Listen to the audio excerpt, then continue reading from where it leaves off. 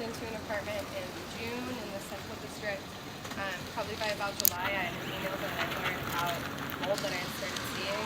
Y'all know we had a really good summer, so it was sunny out and dry, and we still had mold everywhere. So at that point in the summer, I was sort of content to just email her and see what she said. She immediately responded sort of, oh, don't worry about it, just put some bleach on it and scrub it. I was kind of annoyed because I have allergies to mold, and she never even told us there was any mold in the building. And in Seattle, if you guys move around here, you know that you're supposed to get a mold waiver when you move in. Anyway, so I was dealing with it, and every time that I cleaned it, it seemed like I would get sick almost, like by the end of that week, be getting sick either with like a weird respiratory infection, or I had like swollen lymph nodes for a while. And then so then I started emailing her again in the winter when it really started raining and the mold sort of picked up all over the apartment. She was really upset that I had any idea of what like my rights was as a tenant. She demanded that we meet, and she inspected the mold and kind of just pushed it aside, and then had some people come in and clean it. When we went to go inspect it after it had been cleaned, it was exactly like every time I had cleaned it, and I called her and she said, well, you know how it is cleaning with bleach, it's very hard. And I said, of course I know, because I've been doing it.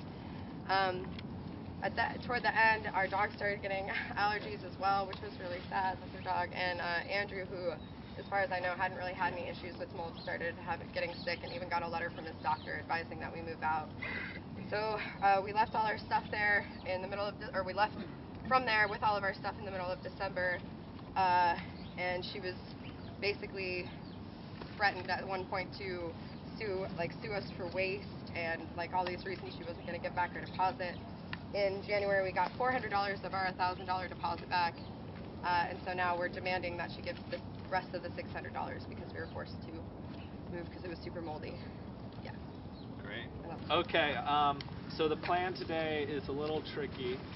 Shelly, my landlord, owns a house over there, a really nice house, like $3,000 a month that she's trying to rent out, and is showing it today. So Shelly called and set up a showing. So she's expecting to meet Shelly at noon outside the house to show the house, and instead she's going to meet us.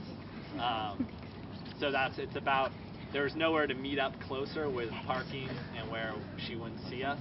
So it's about a 5 or 6 minute walk right down Walnut. The street here is called Walnut, this alley.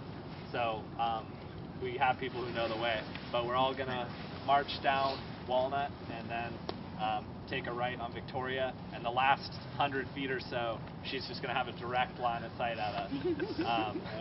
So Tefra and I, as usual, we're going to stand for a demand delivery. We're going to be in the back so that we have you all as our human support shield, and also so she doesn't immediately recognize us and figure out what's going on.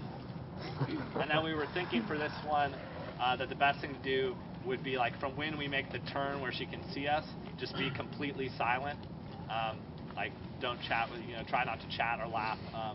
It feels really uncomfortable, but that's also feels really uncomfortable for her. It's like, what the hell is going on? Make sure she takes us seriously. And then we were thinking, we'll get up there. If a few people near the front are willing to be like the first to come and the last to leave, just to be the one standing like right in front of her and telling her, whatever you want to say, like Andrew and Tefra have a message for you, then the crowd will make part for us, like usual for people who have been to demand deliveries, and then Tefra and I will just go and hand her the letter. And then we were thinking in this case, we would also just ask that people try to remain perfectly silent until we walk away and around the corner away from her. So she's supposed to meet Shelly outside at noon. It's 11:50. We have someone, Dan went down there, and he's keeping a lookout to see, when she comes outside. So he's in communication with me. We might have to walk a ways and then wait till we know she's outside and then go deliver the letter. So I guess I should say we're hoping that if that she'll just be standing on the corner and just be confused or whatever and let us deliver the letter. But if she walks away or something like to her car to the house, we're just going to follow her and attempt to deliver the letter. And Shelly volunteered to kind of, because Tef and I are going to be in the back, so Shelly volunteered to kind of whatever. Everyone can help, but lead us, help us make sure we keep following her and get the letter delivered if we can. Thank you. Yeah. Thank you guys for being here. We appreciate it.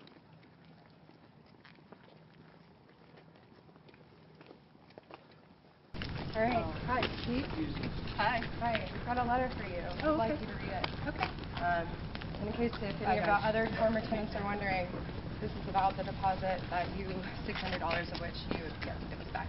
Okay, thank you. All right. Thank you.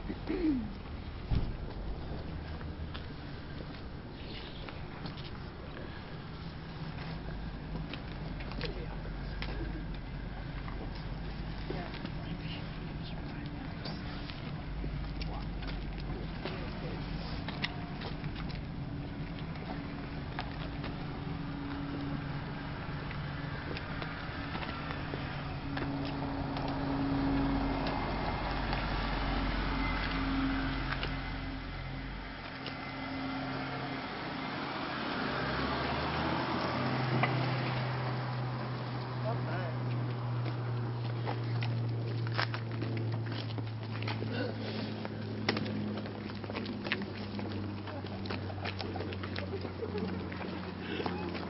Did you still want to see the place, or? Appointment? Are you guys